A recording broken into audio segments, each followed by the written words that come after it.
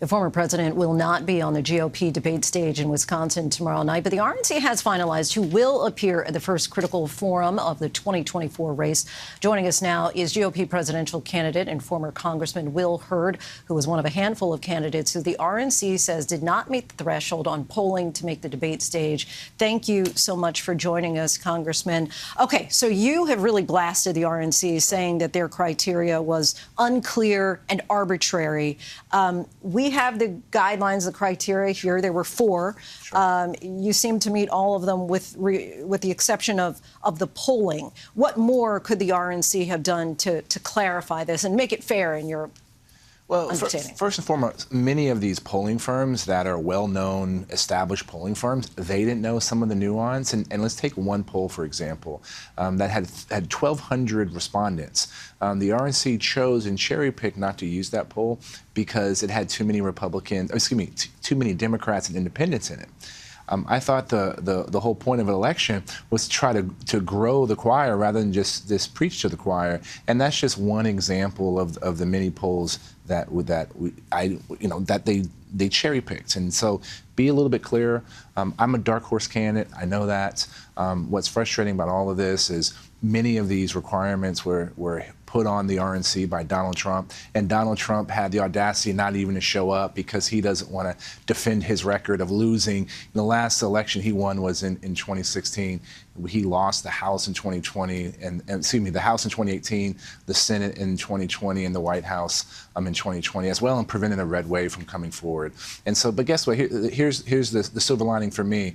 In a place like New Hampshire, I'm tied with Nikki Haley and Mike Pence. I got to the donor threshold faster than most other candidates, and I didn't have to use those use tricks and gimmicks in order to get there. And because guess what? The American people want someone who's not afraid of Donald Trump, but is talking about issues of the future. How do we have unprecedented peace at a time that the Chinese government is trying to surpass us as a global superpower? How are we going to have a thriving economy at a time when new technologies like artificial intelligence is going to up in every industry, not in 10 years, but in 2 or 3 years? And how are we going to secure a border that has a humanitarian crisis? So when you talk about those gimmicks, right, you're talking about like many of the candidates who did offer raffles and gift cards in order to get people to donate. You have said that you were able to get to that threshold without that. What do you say, one, to the candidates who use those so-called gimmicks, and also to the RNC for allowing that? Well, look, the RNC can do what it wants to do, right? Like that's their call. For me, this is about. I've always said my goal is not to peak on August 23. My goal is not to peak next week. The goal is to peak later in the winter before the first election, before voting begins. And we're about 23 weeks away before voting starts. A lot can happen, and this is about building momentum.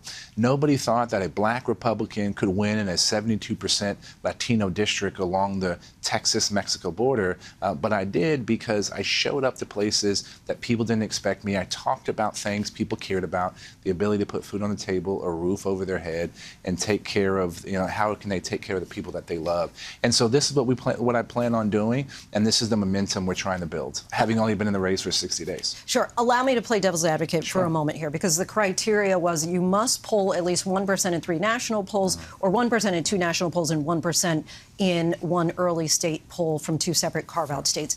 Wouldn't you agree that the 1% threshold is relatively low? I mean, that's not really a high bar to achieve if you're running for president of the United States. Sure, I don't disagree with that, but let's take Ohio. There was only 1 poll that qualified based on some of the other requirements. The gold standard of polling in Iowa, the poll that they recently did wasn't included, and they didn't know why that was the case. And so that's the argument that I'm making. And guess what? We're driving on.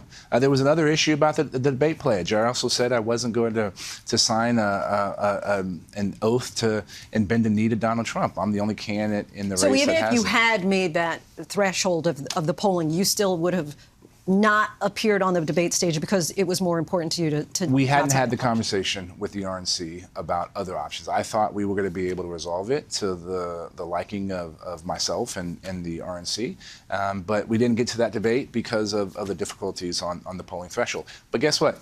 We're driving on. We have momentum. And to that point, when you say you're driving on, how do you do this without, are you assuming that you will make it to the next debate stage? Sure, the debate is just one step in the whole process, right? How many debates were there in 2016? Does anybody remember how many people were there? So yes, people are going to watch it. Unfortunately, Donald Trump is going to try to suck all the wind out of that by showing up to get his mugshot on the day after the election. But the debate is just one piece. I'm out there. I'm willing to engage in conversations. I'm free to the press. I'm one of the ones that is willing to take questions and provide answers. And this is about IDing your voters and turning them out. I'm to that point, because we're running out of time, so I'm sorry to cut you off, but I do want to pose this question to you. The governor of New Hampshire, Chris Sununu, has suggested that anyone who doesn't have that clear path to the presidency should drop out. Do you? One, would you consider doing that? And two, do you think that it makes it harder to take down Donald Trump, who clearly is the front runner, when you have such a wide field of Republicans who are vying for that spot? I think Governor Sununu was right that if you don't have a pathway to victory in winter, then it's time for everybody to start thinking about consolidating. I think that's pretty sound logic. And everybody that says Donald Trump is unbeatable, that's just wrong. Like, so all of us should throw up our hands. 2/3 of Americans do not want to see Donald Trump or Joe Biden on the election. And so we got to make sure that we're taking a case to the people about how do we ensure that America, this experiment called America, continues for another 247 years? That's what the question is about. How do we improve jobs in the economy for all Americans? How do we make sure our kids are ready for jobs that don't exist? These are what the debates want people want. And guess what? Not everybody is doom scrolling social media or consuming cable news, consuming politics. They're living their lives. And so races always tighten the closer you get to the election. And that's the goal. Congressman, we thank you so much for the conversation. Really appreciate you coming by. Hi, everyone. George Stephanopoulos here. Thanks for checking out the ABC News YouTube channel. If you'd like to get more videos, show highlights, and watch live event coverage, click on the right over here to subscribe to our channel. And don't forget to download the ABC News app for breaking news alerts. Thanks for watching.